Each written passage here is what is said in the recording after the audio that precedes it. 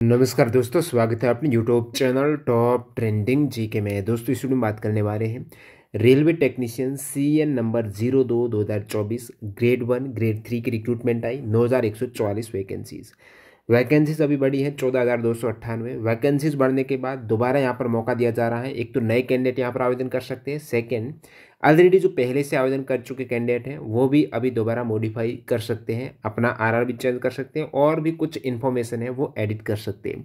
तो यहाँ पर पुराने अभ्यर्थी 4 पॉइंट में बदलाव कर सकते हैं। देखते हैं क्या अपनी वो एजुकेशन क्वालिफिकेशन चेंज कर पाते हैं। पहले अप्रैल में नहीं थी, मान लेते हैं ITI, अभी ITI कर ली है तो क्रूशियल डेट क्या रहने वाली है, यानी कब तक की आपकी योग्यता हो जानी चाहिए। फाइनल ईयर वाले इसमें अब क्या कर सकते हैं, प्लस यहाँ पर एज कब से काउंट की जाएगी। अभी यहाँ पर डेट बढ़ी है, एक तरीके से आवेदन करने की नई डेट आई है। नए कैंडिडेट क्या सभी पदों पर आवेदन कर पाएंगे, क्योंकि टोटल 22 कैटेगरी ऐड की गई है वैकेंसीज में, जिसमें 5,154 पद बढ़े हैं। तो क्या नए कैंडिडेट हैं वो केवल 5,154 पदों पर आवेदन कर पाएंगे, या फिर उनके लिए भी 14,298 सभी वैकेंसीज ओपन रहेगी। ये पॉइंट भी क्लियर हो चुका है। अब योग्यता और डेट ऑफ बर्थ कब से काउंट होगी, ये सारे पॉइंट यहाँ पर एक नए नोटिस के जरिए क्लियर कर दिए। तो इस नए नोटिस को ओपन करते हैं, टेलीग्राम पर भी शेयर किया है, देखते हैं इसको पूरी डिटेल में। अब यहाँ तक वीडियो में आ गए हो तो आप एक लक्की व्यूवर हो, क्योंकि यहाँ पर सबसे बेहतरीन डील आपको मिलने वाली, जो आप लंबे समय से इंतजार कर रहे थे ना, वो आपके समक्ष है। टेस्ट बुक पास प्रो दोबारा लोवेस्ट प्राइस डील केवल 28 से 30 सितंबर की Monday end off season cell यहाँ पर लाइव हो रही है। जो yearly test book pass pro है आपको TTG के कूपन कोड के बाद 395 में मिल रहा है। पहले ये सेम प्राइस आपने देखी होगी, पूरे मंथ 608 रुपये रही है। अभी यहाँ पर 200 रुपये कम एक हेवी डिस्काउंट का लाभ आप उठा सकते हो। विशेषकर अभी रेलवे वाले कैंडिडेट हैं, चाहे आप NTPC की तैयारी करते हो, ALP की करते हो, टेक्नीशियन की करते हो, आपके लिए जो भी समय बचा है मॉक टेस्ट देने का है। यहाँ से आपकी तैयारी 50% वैसे कंप्लीट हो जाएगी। मॉक टेस्ट कहाँ से दे, Testbook pass pro join करके प्रीवियस ईयर के पेपर से सारा कुछ कंटेंट मिल जाएगा। Chapter wise sectional test, full test है, उनका स्मार्ट तरीके से एनालिसिस मिलेगा। उन एनालिसिस करके देखिएगा कहाँ कहाँ बार बार गलती कर रहे हो, कौन से सब्जेक्ट सेक्शन से, उसको समय रहते सुधारते हुए आप टाइम मैनेजमेंट बेहतर करते हुए तैयारी करेंगे तो ज़रूर आपका रैंक आएगी। तो अभी सबसे बेहतरीन डील का आप आज ही फायदा उठाइएगा TTG के कूपन कोड से। ये यहाँ पर 28 सितंबर यानी आज मिड रात्रि से सेल लाइव हो रही है। 30 सितंबर से पहले पहले इसको ग्रैब कर लेना। लिंक डिस्क्रिप्शन बॉक्स में, जिनको पता नहीं कैसे ज्वाइन करना है, पास प्रो डेमो वीडियो देख लें। अब देखिए यहाँ पर बात करते हैं new candidate plus old candidate जो पहले से आवेदन कर चुके हैं और जो नए आवेदन करने वाले हैं। अभी जो कोरिजेंडम और एडेंडम नंबर 2 है, इससे पहले 1 जारी किया गया है, जिनको इन्होंने सुपरसीड किया है। नहीं, अब ये मान्य रहेगा 27 सितंबर 2024 से। नॉर्मल विंडो जो रहेगी 15 दिवस में आपके आवेदन स्टार्ट यानी रहने वाले हैं 15 दिवस तक। 2 अक्टूबर से या फिर आप फॉर्म भर पाएंगे या फिर अपना फॉर्म एडिट कर पाएंगे। कहने का मतलब ऑलरेडी भर चुके हैं, उसमें कुछ पॉइंट संशोधित करते हुए, कौन से पॉइंट है नीचे इन्होंने बताए हैं। 16 अक्टूबर लास्ट डेट रहेगी, ये चीज़ क्लियर है ऑलरेडी। और यहाँ पर कैंडिडेट को RRB अप्लाई, जो ये वेबसाइट है ना, ऑलरेडी यहाँ से आवेदन किया है, इसी से दोबारा होगा। अब देखिए यहाँ पर 2 पॉइंट, एक तो एग्जाइटिंग कैंडिडेट है जिन्होंने पहले से आवेदन कर चुके, एक न्यू कैंडिडेट। तो एग्जाइटिंग कैंडिडेट के बारे में इन्होंने क्या बताया है, the candidates who have applied to any one or more categories of category number 2 से 18। अब कैटेगरी नंबर 2 से 18 देखेंगे CN नंबर 02/2024 की, जिसमें कैंडिडेट ने आवेदन किया है, अपनी फ़ी पेमेंट सक्सेसफुली कर चुके हैं। ये कैंडिडेट कहलाएंगे एग्जाइटिंग कैंडिडेट, यानी ऑलरेडी आवेदन कर चुके कैंडिडेट हैं। तो पहले वाला जो मूल नोटिफिकेशन है ना, उसमें एनेक्सर A में आपके ये जो पोस्ट के बारे में विवरण है कैटेगरी नंबर 2 से। आप कहेंगे एक वाली कैटेगरी कौन सी, तो ये है दोस्तों टेक्नीशियन ग्रेड 1 सिग्नल वाली कैटेगरी। अब कैंडिडेट ने ये जो आप कैटेगरी दिख रही है ना, इसमें आप कुछ नहीं कर सकते, न तो नए आवेदन होंगे न पुराने आवेदन में आप कुछ एडिट कर पाएंगे। ये तो फिक्स है, इसमें कोई संशोधन नहीं हो रहा है। और टेक्नीशियन ग्रेड 1 में चाहे आपने किसी भी RRB से फॉर्म भरा है, टेक्नीशियन ग्रेड 3 में आप RRB यहाँ दूसरी से भी फॉर्म भर सकते हो, ये आपको आज़ादी थी। ये दोनों अलग अलग पे लेवल है, सो अलग अलग RRB से यहाँ से आप आवेदन कर सकते थे। यदि आपने किया है तो कोई दिक्कत नहीं। अब 2 से 18 तक जितनी भी कैटेगरी आप देख पा रहे हो, इसमें अलग अलग एजुकेशन क्वालिफिकेशन है। मैक्सिमम में एजुकेशन क्वालिफिकेशन है ITI है, संबंधित ट्रेड में ITI जरूरी है।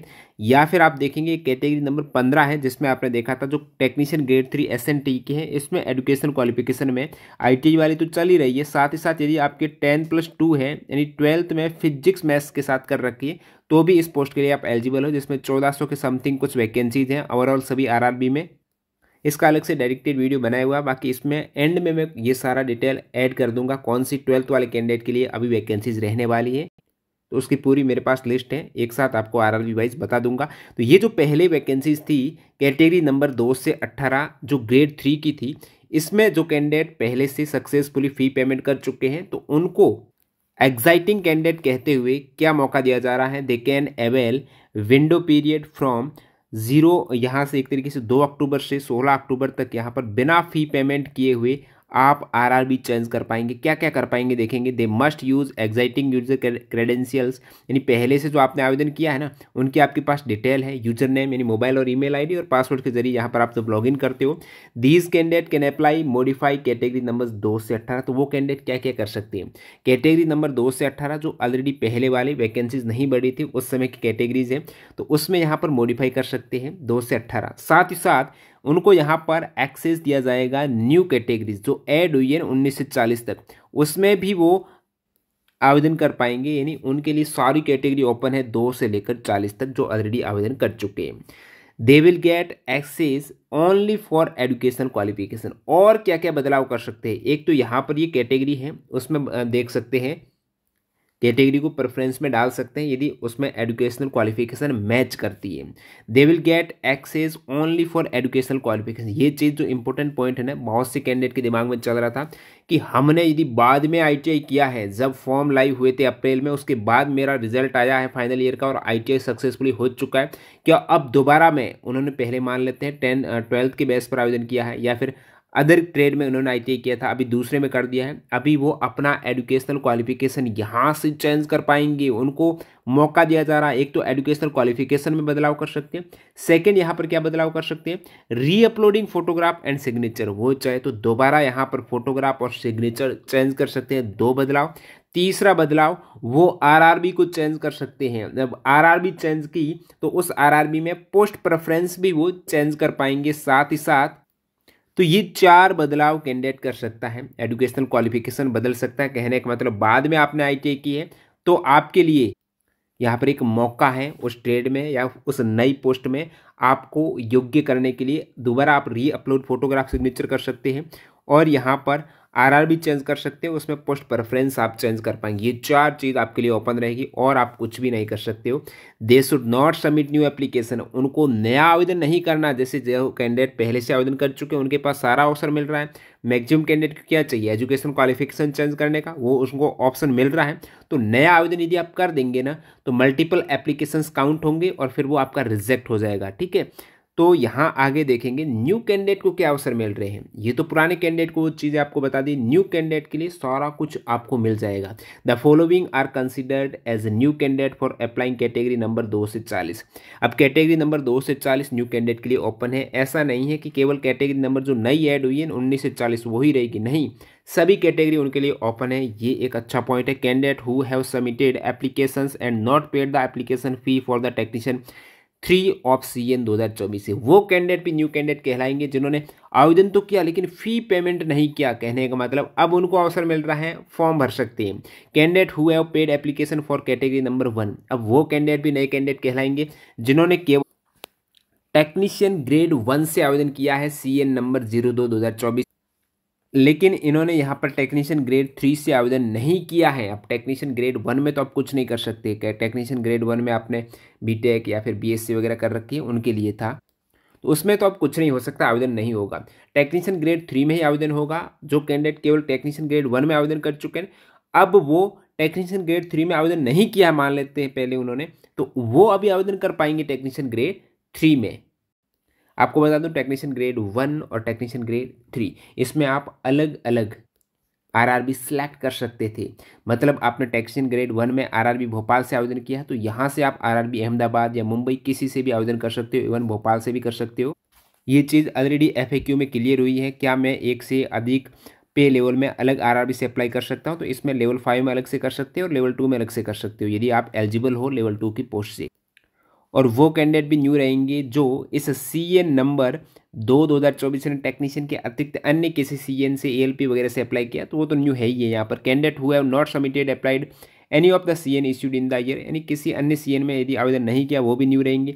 New candidate can apply for category number 2 से 40। अब कैटेगरी नंबर 2 से 40 सभी पोस्ट के लिए वो आवेदन कर सकता है, ऐसा नहीं कि केवल नई पोस्ट ऐड हुई है उनके लिए आवेदन कर पाएगा जो 5154 हुई। इसके अतिरिक्त जितने भी पोस्ट है, कहने का मतलब 14,000 जितनी भी पोस्ट है ना वो सभी उनके लिए रहेगी। टेक्नीशियन ग्रेड 3 में जितनी भी वैकेंसीज हैं उनमें वो आवेदन कर पाएंगे। ऑल न्यू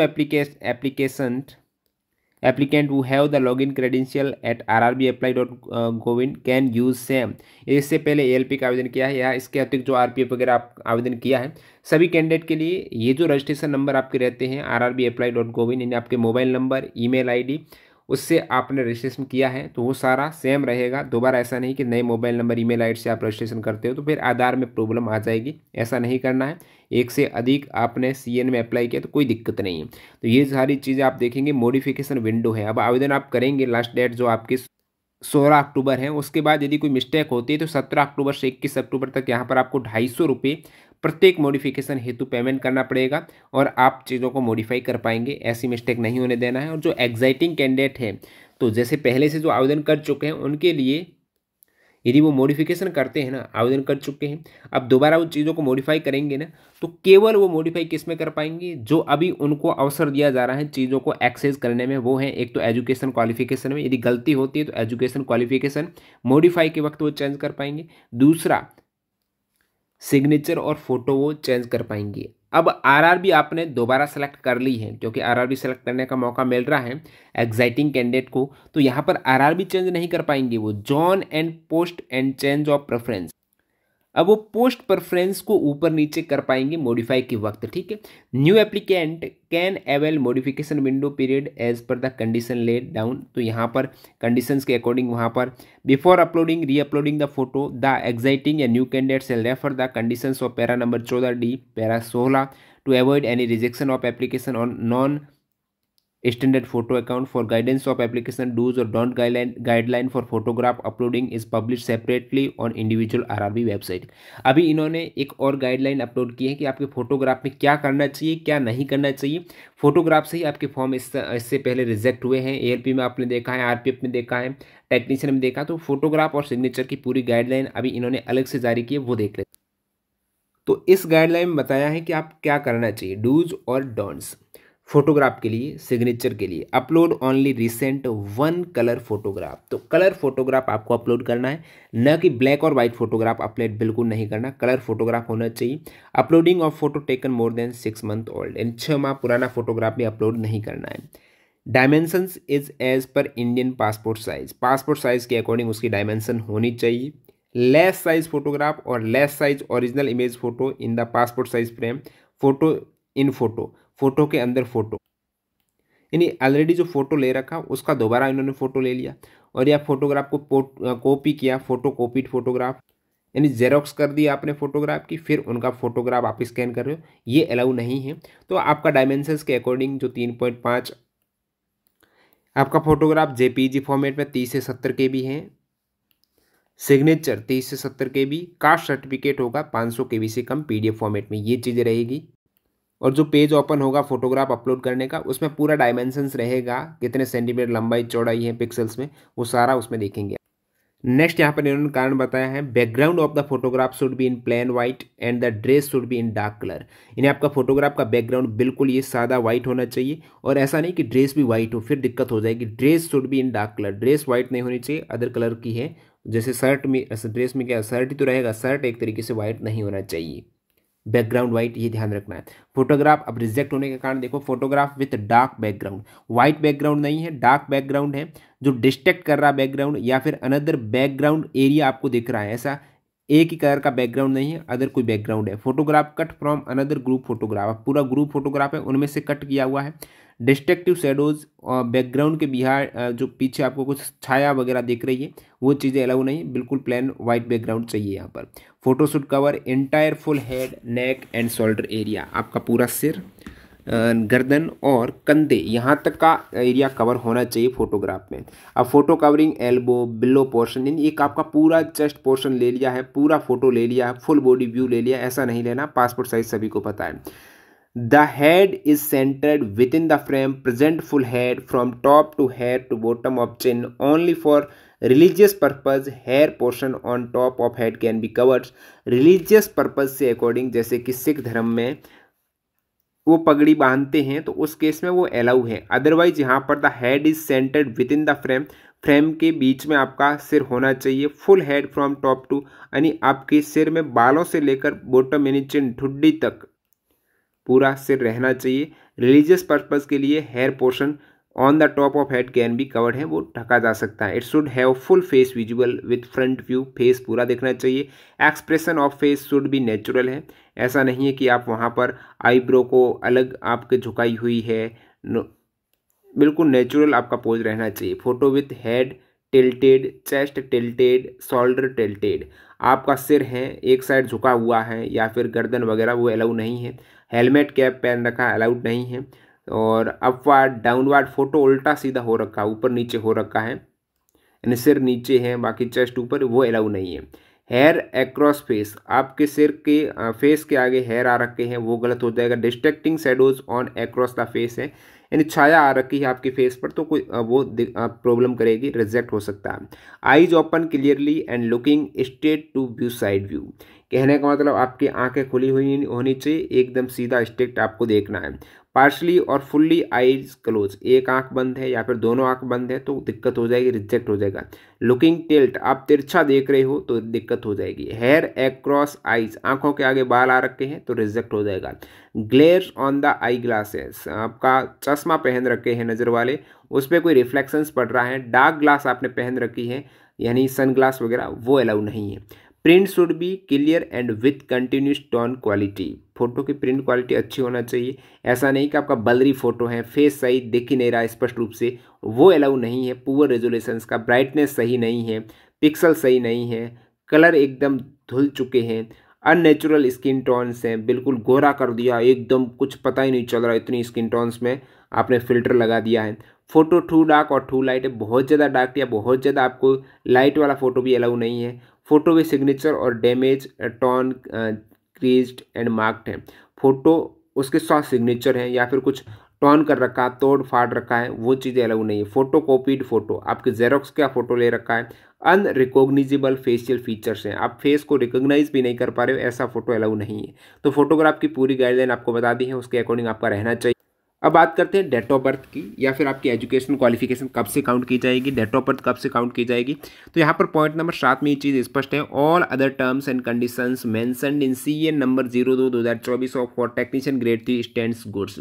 अदर जितने भी टर्म कंडीशन रहने वाली है, डेट ऑफ बर्थ वगैरह जो भी, यहाँ पर 6 पॉइंट बताएं, इसके अतिरिक्त जो भी आ जाती है कंडीशन वो इस मूल नोटिफिकेशन के अकॉर्डिंग ही फॉलो होगी। जैसे मूल नोटिफिकेशन में दे रखा है crucial date for claim SC ST OBC EWS EBC, इन SC ST OBC का सर्टिफिकेट का कब तक का होना चाहिए, या फिर अगर आप कोई बेनिफिट ले रहे हो रिजर्वेशन का, एज रिलैक्सेंस का, तो वो यहाँ पर वर नॉट स्पेसिफाइड अदरवाइज, यदि अन्यथा कोई स्पेसिफाइड नहीं कर रखा डेट तो वो उसकी क्लोजिंग डेट रहेगी, यानी फॉर्म भरने की अंतिम डेट रहेगी। यदि इन्होंने स्पेसिफाइड नहीं कर रखा, जैसे स्पेसिफाइड कहाँ का कर रखा, तो एज में इन्होंने स्पेसिफाई कर रखा है। एज का आप देखेंगे, एज ऑन 1 जुलाई 2024, एज आपके 1 जुलाई 2024 से ही काउंट होगी। इससे पहले आपने देखा टेक्नीशियन का फॉर्म कब आया था, ये मार्च अप्रैल में भरा जा रहा था, ये आप देखेंगे 9 मार्च को आया था ओपनिंग डेट ऑफ एप्लीकेशन, और लास्ट डेट थी 8 अप्रैल है। अब 9 मार्च 8 अप्रैल थी, उसके बावजूद यहाँ पर आपके एज काउंट हो रही थी, ये आप देखेंगे 1 जुलाई 2024 से। तो एज आपकी जो 18 से 36 वर्ष है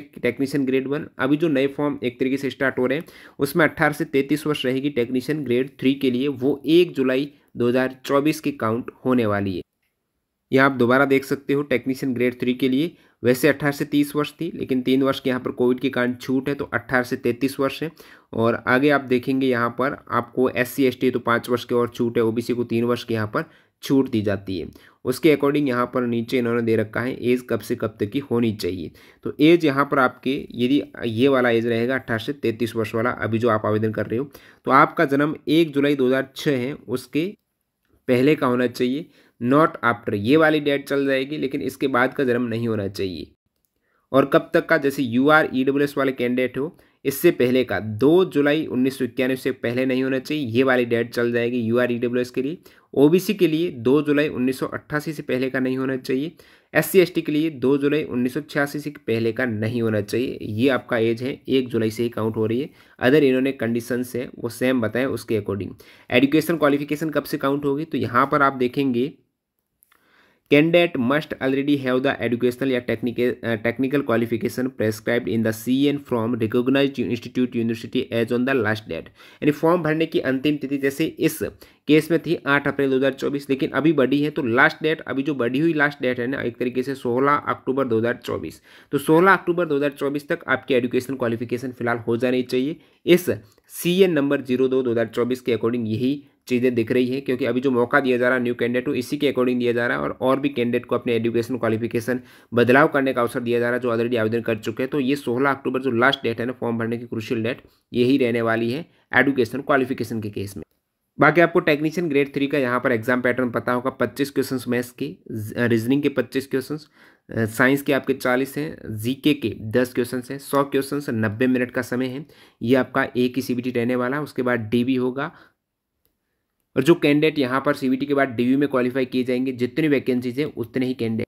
बाकी इन्होंने जो नई पोस्ट ऐड की है ना 19 से लेकर 40 तक, उनके अलग अलग एजुकेशनल क्वालिफिकेशन है। अब जो पोस्ट नंबर 19 आप देखेंगे इसमें फिजिक्स और मैथ्स भी अलाउ हैं। 12th के साथ में यदि फिजिक्स मैथ्स है तो भी आप इस पोस्ट के लिए टेली कम्युनिकेशन के लिए आवेदन कर सकते हो, लेकिन इसकी वैकेंसीज बहुत कम है। इस पर अभी मैं बात करूंगा। बाकी आप पोस्ट देखेंगे, ये सब जितने भी पोस्ट हैं इसमें ITI मांगी गई है, मेट्रिकुलेशन ITI है। तो ये आप टेलीग्राम चैनल पर ऑलरेडी PDF पड़ी हुई है, आप देख लेना। अपना एजुकेशन क्वालिफिकेशन जैसे ही आप डाल दोगे, फॉर्म भरेंगे, तब उस केस में जिस भी पोस्ट के लिए आप योग्य होंगे वही केवल आपके सामने पॉपअप होगी पोस्ट है, और उन्हीं को आप प्रेफरेंस देते हुए आवेदन कर पाएंगे। तो यहाँ पर टोटल में RRB वाइज, अब देखिए जो टोटल 40 टाइप की पोस्ट आप देखेंगे ना, 40 टाइप की पोस्ट है। इन पोस्ट में यदि मान लेते हैं आपने एक से अधिक ट्रेड में ITI कर रखा है, यानी 1 से 40 में आप मान लेते हो 10 पोस्ट के लिए एलिजिबल हो, उन 10 पोस्ट की आपको वरीयता भराई जाएगी। ठीक है, ये चीज़ ध्यान रखना है। आप आवेदन एक ही कर पाएंगे, एक ही RRB से आप आवेदन करेंगे, एक ही फॉर्म भरेंगे, लेकिन इन 10 पोस्ट में ऐसा नहीं कि आप 10 अलग अलग आवेदन कर देंगे, नहीं, उसमें आपको प्रेफरेंस भराई जाएगी और कुछ नहीं करना आपको। बाकी यहाँ पर RRB वाइज आप वैकेंसीज देखेंगे, जैसे अहमदाबाद की यहाँ पर ये टेक्नीशियन ग्रेड 1 की हैं जो ऑलरेडी फॉर्म जा चुके हैं। अहमदाबाद में आप देखेंगे टेक्नीशियन ग्रेड 3 ओपन लाइन की, वो आपके टोटल 687 हैं। इसी प्रकार यहाँ पर ये वर्कशॉप के आप देखेंगे अहमदाबाद की 254 है। तो टोटल यहाँ पर अहमदाबाद की ग्रांड टोटल वैसे 1015 हो जाती है। इस ग्रांड टोटल में टेक्नीशियन ग्रेड 1 भी है। तो यहाँ पर ऐसा नहीं कि 40 की 40 पोस्ट प्रत्येक RRB में आपको देखने को मिलेगी। जैसे यहाँ पर अहमदाबाद की देखेंगे तो 1 नंबर 2 3 4, जैसे 5 नंबर पोस्ट है ही नहीं, 6 7 8 9 10 11 12 13 पोस्ट है ही नहीं, 14 नंबर पोस्ट है ही नहीं, 15, उसके बाद सीधा 18 आ गई। तो काफ़ी पोस्ट यहाँ पर गायब है, प्रत्येक RRB में ऐसा देखने को मिलेगा, सभी में सारी पोस्ट नहीं। उसके बाद यहाँ पर आपको वैकेंसीज के बारे में बात करूँ, RRB वाइज वैकेंसीज की फिलहाल कितनी हो रही है, तो ग्रेड 1 प्लस ग्रेड 3 की यहाँ पर टोटल आपने देख ली है, ये 14,298। लेकिन अभी आपको अवसर दिया जा रहा है केवल ग्रेड 3 में। तो ग्रेड 3 में यहाँ पर हाईएस्ट फिलहाल वैकेंसीज चेन्नई में दिख रही है, 2,668 वैकेंसीज है। उसके बाद मुंबई में है 1,721 है, 31 है। ये केवल ग्रेड 3 के, जैसे आपने अहमदाबाद का भी देखा ना 1,015, लेकिन उसमें से ग्रेड 1 की है 74 और ग्रेड 3 की फिलहाल यहाँ पर 254 पद बढ़े हैं, तो 941 हुई है। इस प्रकार अहमदाबाद में 1,015 वैकेंसीज, उसमें 941 आपके लिए रहेगी।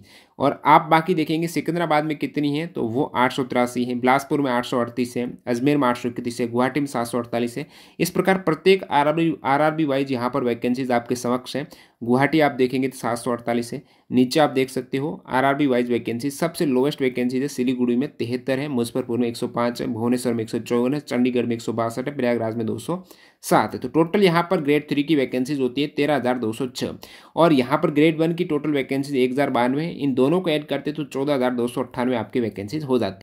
अब लगे हाथ आप देख लो, जैसे 12th PCM से आपने कर रखी है, तो टेक्नीशियन में आपके लिए 2 पोस्ट रहेगी। एक तो टेक्नीशियन ग्रेड 3 टेलीकम्युनिकेशन 19 नंबर की पोस्ट, एक 15 नंबर की है टेक्नीशियन ग्रेड 3 SNT की पोस्ट है। ये दोनों पोस्ट में आपके 12th के साथ में फिजिक्स और मैथ्स हैं, तो आप एलिजिबल रहेंगे। इसमें B1, इसमें C1 मेडिकल स्टैंडर्ड मांगा गया है। नीचे आप देखेंगे यहाँ पर मैंने देखा जो अभी एक पोस्ट नंबर 19 जो बढ़ी है ना, वो केवल एक RRB जम्मू में ही बढ़ी है। इसमें केवल 13 वैकेंसीज बढ़ी है, पहले यहाँ पर 13 थी, अभी 26 हुई, तो 13 वैकेंसीज बढ़ी है जम्मू में। बाकी सभी RRB का विवरण में टोटल आपकी 12th PC फिजिक्स मैथ्स की होती है 1435 वैकेंसीज, अभी फिलहाल 1435 वैकेंसीज आपके टोटल होती हैं। यहाँ पर आप देखेंगे आरआरबी वाइज बहुत कम पद है। सिकंदराबाद में 183 है, बिलासपुर में 174 है, मुंबई में 168 है, कोलकाता में 143 है, अहमदाबाद में 106 है, अजमेर में 98 है, रांची में 92 है, भोपाल में 78 है। तो ये आरआरबी वाइज पद है फिजिक्स मैथ्स के, आप देख सकते हो प्रत्येक आरआरबी का। तो वीडियो काफ़ी बड़ा हो रहा है, तो इसको आप यहाँ पर देख सकते हो पॉज करते हुए। तो पूरा 25 मिनट के वीडियो में आपको जितनी सारी डिटेल आवश्यक है जानना, यदि आप आवेदन करने का भी सोच रहे हो तो सारी कुछ आपको मिल चुकी है। अभी भी कोई डाउट है वो आप कमेंट सेक्शन में बताएंगे। जितने भी पीडीएफ वगैरह है वो आपको टेलीग्राम पर मिलेगी। और आपको जाते जाते बता दूं, एंड तक बने हुए हो ना, तो आप जो लक्की व्यूअर बन रहे हैं इसका फायदा उठा लेना, क्योंकि टेक्स्ट बुक पास प्रो अभी लोवेस्ट प्राइस में केवल 28 से 30 सितंबर के मध्य रहने वाला है, जिसमें आपको ये पास 395 में डील मिल जाएगी। वैसे आपने प्राइस देखी होगी, पहले थी 608, अभी 395 में। लाभ उठा लेना। कैसे उठाना, डिस्क्रिप्शन बॉक्स में डेमो वीडियो देख लेना। यहाँ पर टीटीसी के कूपन कोड से आपको अतिरिक्त डिस्काउंट मिलेगा। मिलते हैं नए वीडियो में, धन्यवाद।